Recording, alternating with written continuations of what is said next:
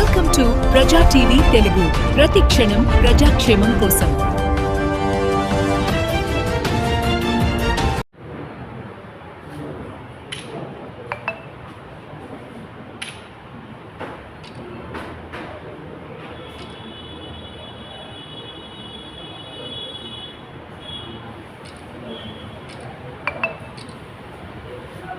నమస్తే అండి, నా పేరు అమర్నాథ్ రెడ్డి. నా కొడుకు శేషాద్రి రెడ్డి గట్టు ఏరియాలో ఉండే కొత్తకోట మండలం గట్టు ఏరియాలో ఉండే ఋషి వాటిక అనే గురుకులంలో 2 సంవత్సరాల క్రితం జాయిన్ చేశాను. ఇది 3వ సంవత్సరం చదువుతున్నాడు. అక్కడ చదువుకుంటూ అంటే వాళ్ళ ప్రమిసెస్లో మొత్తం ఫ్రీగా వదిలేసాము. వాడికి వచ్చేసి ఇయర్లీ వన్స్ మాత్రమే విజిట్ ఉంటుంది. మనకు ఇంటికి వచ్చే వెసులుబాటు ఉంటుంది. అంటే అంత కఠినంగా ఉన్నా కానీ నా పిల్లవాడు మంచి నైపుణ్యం గల వ్యక్తిగా రావాలని చెప్పి నేను కోరుకున్నాను.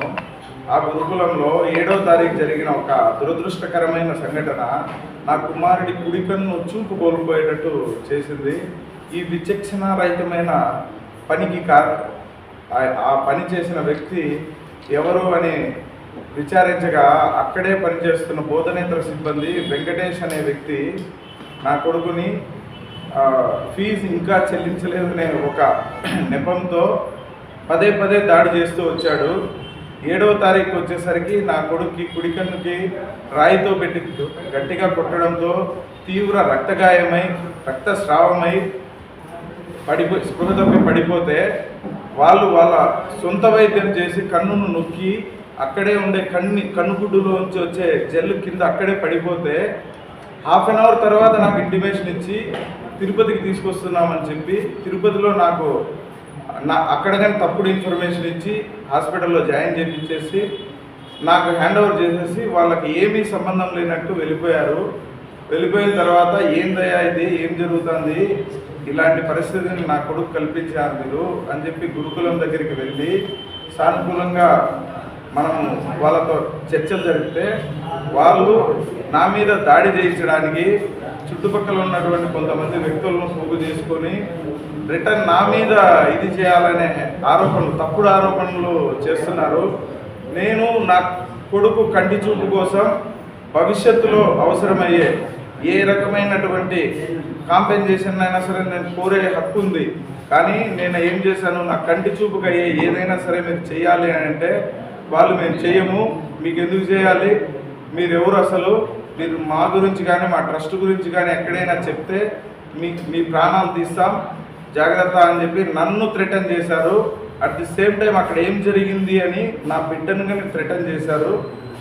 ఇలాంటి సిచ్యువేషన్లో నేను వెళ్ళలేక 14వ తారీఖు ధైర్యం చేసి కొత్తకోట పిఎస్కి వెళ్తే 2 గంటల నుంచి రాత్రి 12 గంటల వరకు వెయిట్ చేయించి ఏదో నామమాత్రంగా ఒక 2 సెక్షన్లు వేసేసి వాళ్ళు ఎఫ్ఐఆర్ చేయడం జరిగింది.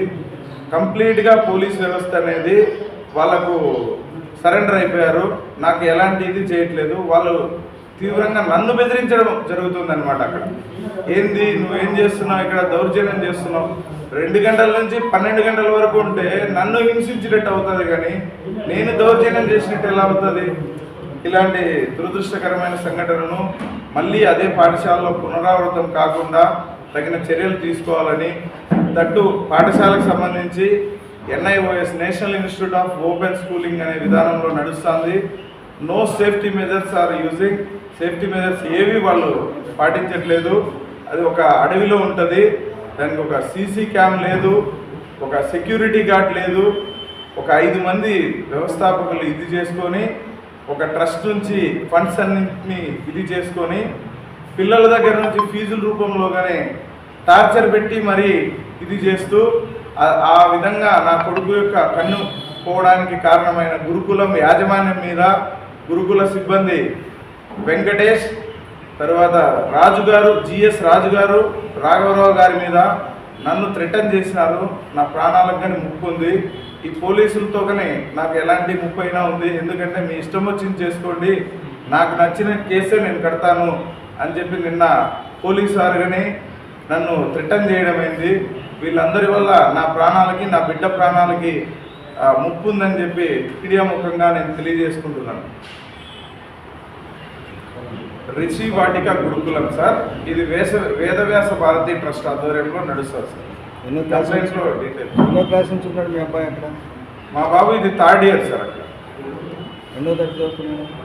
7. 3rd ఇయర్ అంటే అక్కడ వచ్చేసి ఒక 5-6 ఇయర్స్లో ఓపెన్ స్కూలింగ్లో 10th అయిపోతారు సార్ సిబిఎస్ఈలో. అందుకని చెప్పి మనం అక్కడ ఇంట్రెస్టెడ్గా జాయిన్ చేయించాం.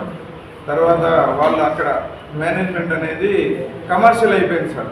ఈ మధ్యకాలంలో ఆ మేనేజ్మెంట్తో చిన్న చిన్న గొడవలు, పిల్లలకి కుక్కలు నాకిన నెయ్యి ఉంటే ఆ నెయ్యిని పక్కన తీసేసామని చెప్పి ఆ మిగిలిన నెయ్యితో పిల్లలకి చేసి పెట్టడము, ఇలాంటివన్నీ చేయడంతో మనం కొంచెం ఇంటర్వెన్షన్ తీసుకున్నాం. ఎందుకంటే ఇలాంటివన్నీ పెడుతున్నారు మీరు అని మనం అడగడంతో వాళ్ళు ఆ కక్షని తర్వాత మనం ఫీజు చెల్లించలేదనే ఒక నెపాన్ని నా బిడ్డ మీద వేస్తూ నా బిడ్డకు శాశ్వతమైన కంటి చూపును పోగొట్టారండి వాళ్ళు.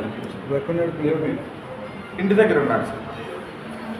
తెచ్చుకొని వచ్చిండే బా ఫొటోస్ ఏమన్నా